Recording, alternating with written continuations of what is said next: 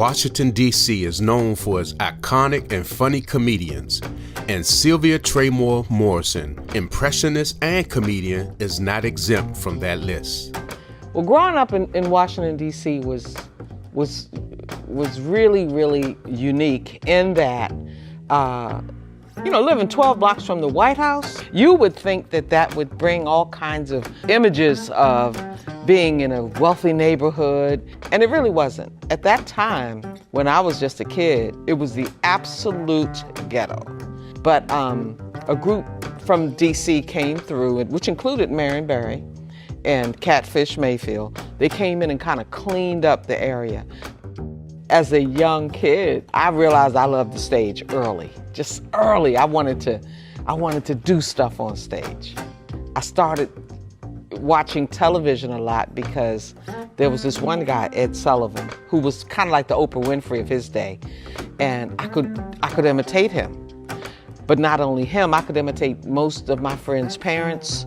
I could imitate my teachers, the principal, and they just couldn't understand how a little kid could do that. And they would always say, do so-and-so, so-and-so, and they would laugh. And I didn't realize that it was funny. I thought they just liked it. Well, let me just say this. Let me just say this because I've been in the business for a long time. I have. And I'm just hearing about Sylvia, okay? But my friend, who's also an ex-host, is Wendy Williams. Let her tell you about Sylvia, too. Wendy, come here. Oh, my God. How you doing? Okay, get this.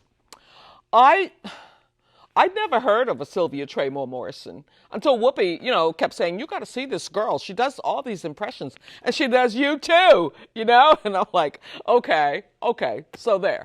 I realized that I wanted to make this a career when I saw the Flip Wilson show, and he had these young black women come on his show, and they announced that they were members of the Miss Black America contest. Flip Wilson asked them, well, what do you have to do in order to be in the pageant? And she said, well, you need to have talent. I screamed right then and there. I said, I got it. He said, you need to be able to, answer questions and also wear a swimsuit. So I thought, now I'm okay with the talent part and I can answer the question, but oh my God, the bathing suits. I said, well, I'm just gonna have to do that. At 99 pounds at that time, I just did not care. I wanted to be on national TV, and that was going to happen. And the next thing I know, I'm in the competition. And I always love telling this part. I tied for first place with a girl by the name of Bernadette Stannis. You would probably know as Thelma from Good Times. And it's amazing because that night we were in the pageant, she got the card to go and audition for Good Times. And they sent me to Europe to entertain the American troops from the Vietnam War. The Vietnam War, American troops, thousands of them, thousands and thousands of them.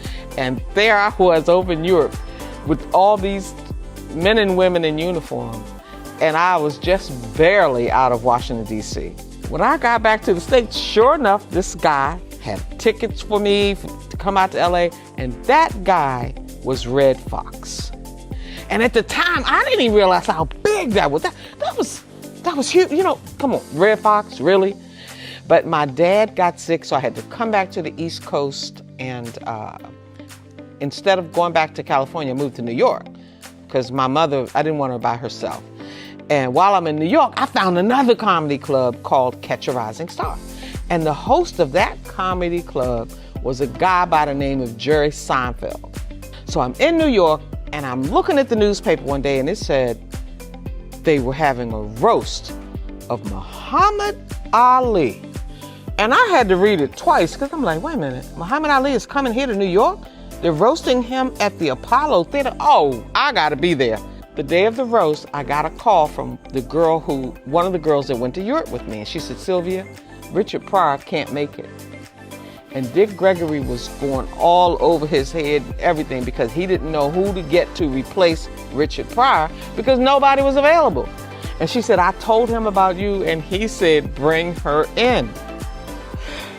Oh my God, I was going to the Muhammad Ali roast. Not just going, I was gonna host this roast that was worldwide. I mean, it was It was Muhammad Ali. He was 37 years old, the prime of his career, and everybody was going to be there. And then you had little old me, who nobody knew, trying to figure out who is this that they got to host the roast, and I'm replacing Richard Pryor.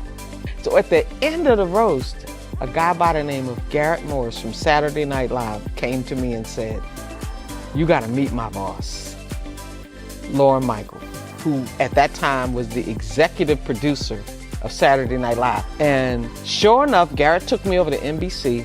We went into Mr. Michael's office, we sat down, and he offered me a job as an associate writer for Saturday Night Live. I was like, nah, this is nuts.